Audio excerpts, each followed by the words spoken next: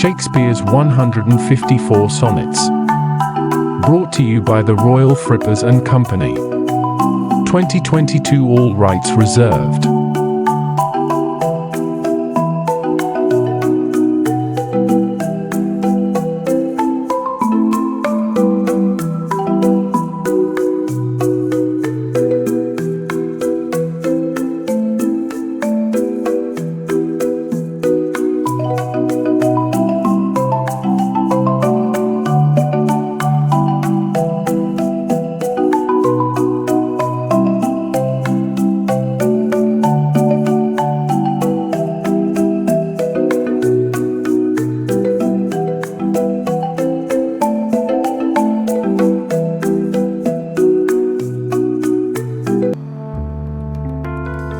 Sonnet 86.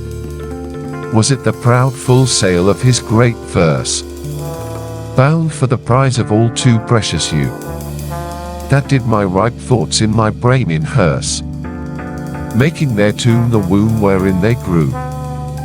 Was it his spirit, by spirits taught to write, above a mortal pitch, that struck me dead?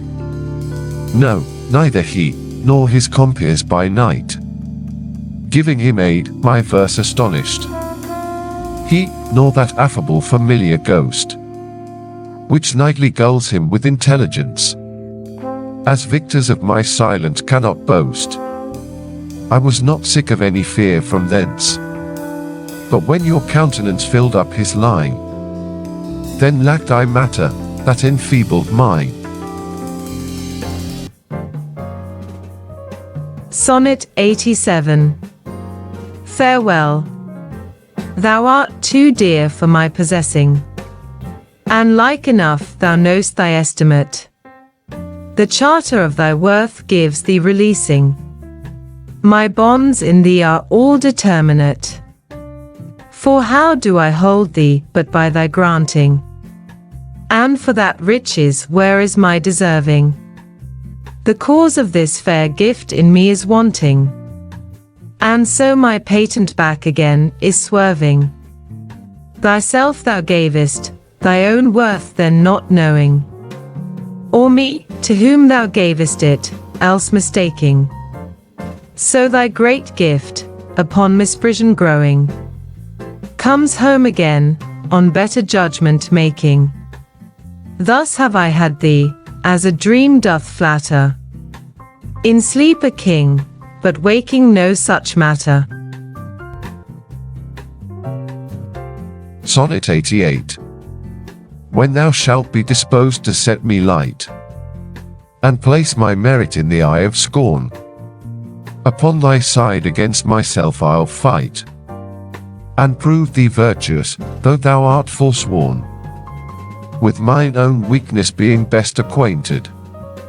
Upon thy part one can set down a story of faults concealed, wherein I am attainted, that thou in losing me shalt win much glory, and I by this will be a gainer too, for bending all my loving thoughts on thee. The injuries that to myself I do, doing thee vantage, double vantage me. Such is my love, to thee I so belong, that for thy right myself will bear all wrong.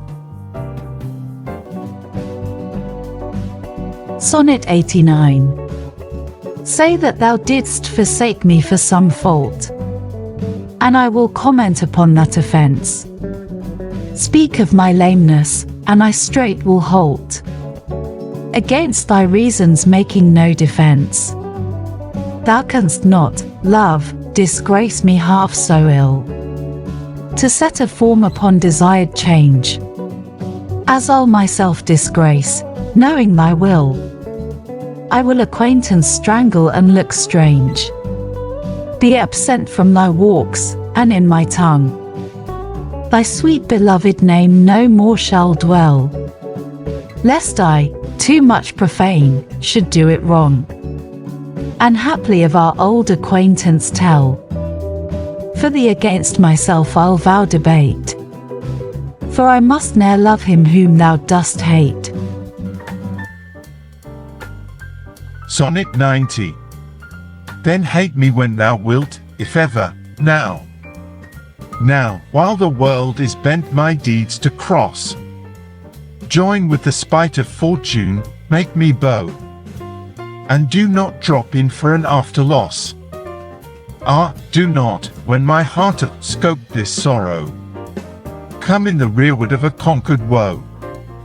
Give not a windy night a rainy morrow, to linger out a purposed overthrow.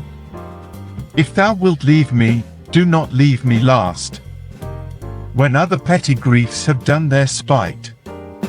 But in the onset come, so shall I taste, at first the very worst of fortune's might, and other strains of woe, which now seem woe, compared with loss of thee will not seem so. Sonnet 91. Some glory in their birth, some in their skill, some in their wealth, some in their body's force, some in their garments, though newfangled ill, some in their hawks and hounds, some in their horse, and every humour of his adjunct pleasure, wherein it finds a joy above the rest. But these particulars are not my measure. All these I better in one general best.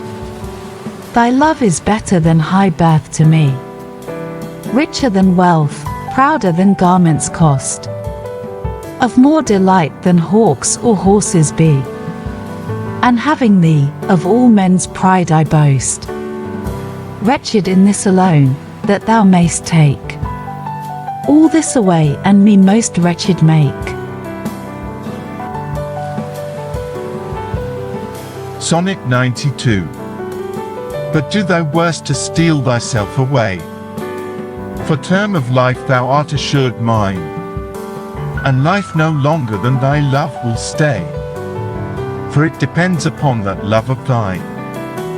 Then need I not to fear the worst of wrongs, when in the least of them my life hath end. I see a better state to me belongs, than that which on thy humour doth depend. Thou canst not vex me with inconstant mind, since that my life on thy revolt doth lie. Oh, what a happy title do I find!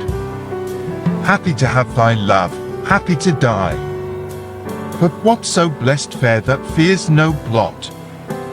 Thou mayst be false, and yet I know it not. Sonnet 93.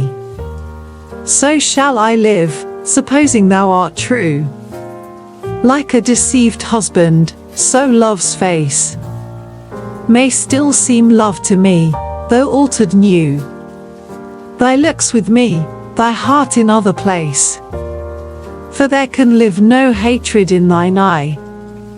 Therefore in that I cannot know thy change, in menace looks the false heart's history, is writ in moods and frowns and wrinkles strange. But heaven in thy creation did decree, that in thy face sweet love should ever dwell, whate'er thy thoughts or thy heart's workings be. Thy looks should nothing thence but sweetness tell. How like Eve's apple doth thy beauty grow, if thy sweet virtue answer not thy show.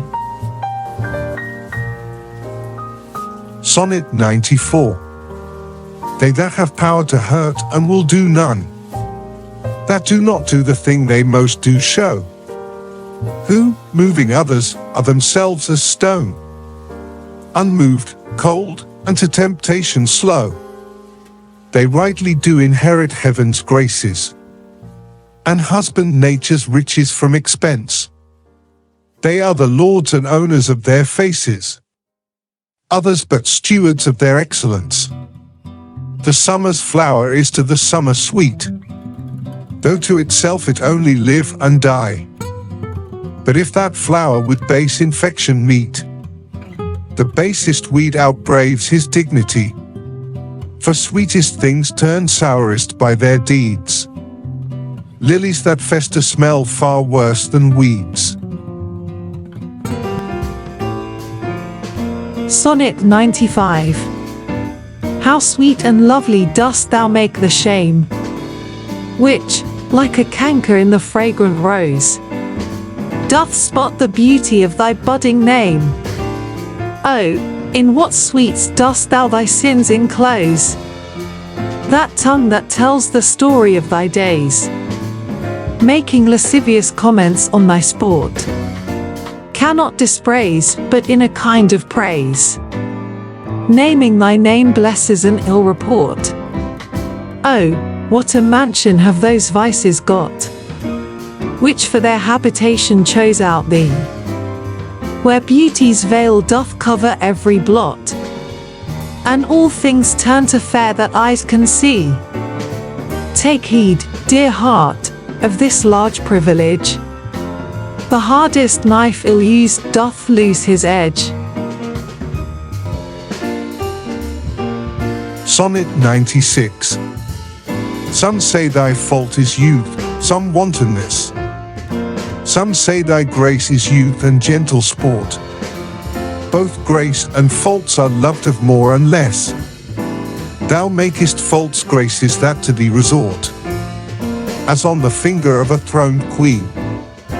The basest jewel will be well esteemed. So are those errors that in thee are seen, to truths translated and for true things deemed.